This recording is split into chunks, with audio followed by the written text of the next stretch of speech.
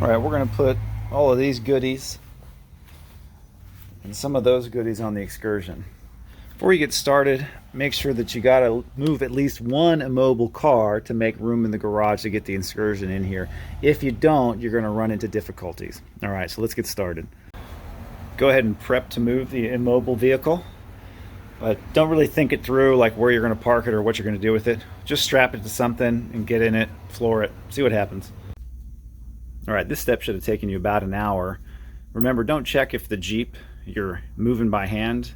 Don't check whether the batteries will start it and you can use the winch. Do that when it's out in the middle of the street. Now that you've got the Excursion inside, you're almost ready to begin.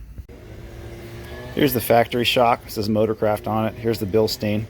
So rather than try to get a Bilstein shock with the bar pin, I just bought the bar pin eliminator. This is the one off of a XJ, Jeep XJ, the Cherokees. You're going to need to modify those holes, bring them in a little bit, because when you compare the replacement and the original, you can see that, well, I can see, but take my word for it, it's a little bit thinner. You're going to need to burr grind it out. All right, give me a few minutes, I'll show you some more progress.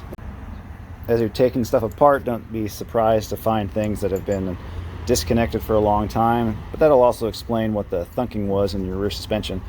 Good thing I saved the speed nuts when I removed the side steps, because those will be useful right now since these might be a little bit too beat up. All right, give me a few minutes, I'll show you some progress. All right, here's all the goodies the Hellwig rear sway bar comes with. You got to push these hourglass bushings in here. It's best to use silicone lube for that because these are polyurethane.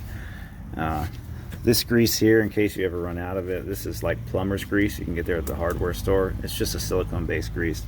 Normal grease will tear these apart pretty quickly.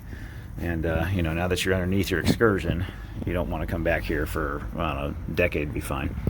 All right, give me a few minutes, I'll show you some progress. I'm gonna go ahead and spray these threads with some dry lube just to give myself a better chance that they don't rust.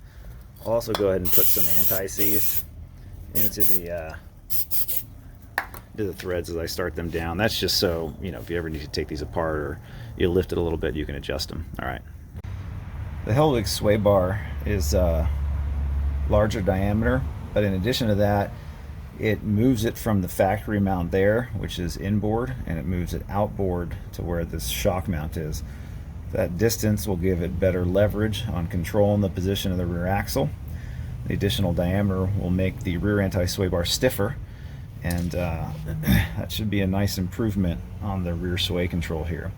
Just thought I'd share that because I thought that was an interesting improvement Hellwig made. All right, I got the Hellwig bar on.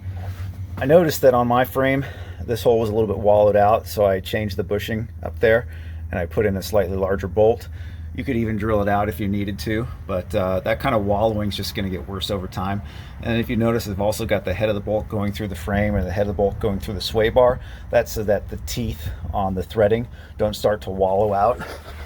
You know, because you can see you've got the diameter of the bolt here and you got the teeth out here, same thing up there. That way, as this is moving around, you're not rocking against those teeth and starting to wallow those teeth out. So that'll keep that sway bar, those sway bar end links a little bit tighter. If these do wear out, I'm going to go ahead and go on McMaster and buy some rod ends and drop them in, and it'll have about the same effect. You can see I had to adjust this quite short. That's because the truck has no lift on it. But again, there's the outboarded sway bar mounts, quite a bit further out from where the stock ones are. That's where the stock ones were. So I'm looking forward to this upgrade. Looking forward to a lot less rear steer. All right. So we're going to go back to the 1980s here and quad shock the front end, because why not? That's what it's going to look like when you get your original shock tower out.